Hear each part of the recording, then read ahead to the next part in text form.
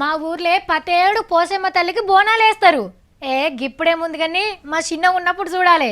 మంచిగా ఎడ్లకు తానాలు చేపించి అటు కొమ్ములకు రంగులు పూసి ఎడ్ల బండిని మొత్తం కలర్ కాగితాలతో అతకబెట్టేది. మొత్తం కొబ్బరి మట్టలతో సింగారిద్దురు.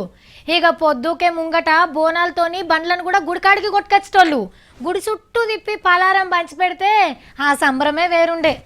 ఏమోనుల్లా ఎటు పోయినాయో గా రోజులు. ఓ ఊళ్ళో గిట్లనే బండ్లు కట్టిండ్రు, కాకుంటే పండగ కోసం కాదట. ఈ ఎడ్ల బండ్లను జోరుగా తయారు చేసిండ్రు. డప్పు సప్పులతోని పెద్దగానే ఊరేగింపు తీస్తుండ్రు.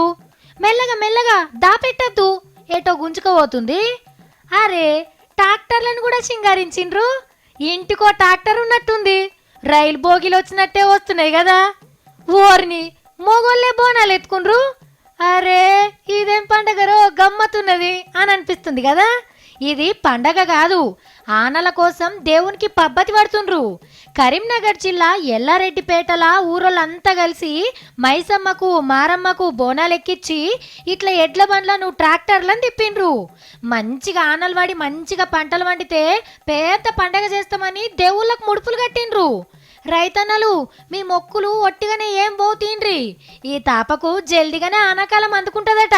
అయినా మీకెందుకన్నలు గింత శ్రమ? ఆనల కోసం మంత్రులు పెద్ద పెద్ద యాగాలు హోమాలు చేస్తున్నారు తీండ్రి.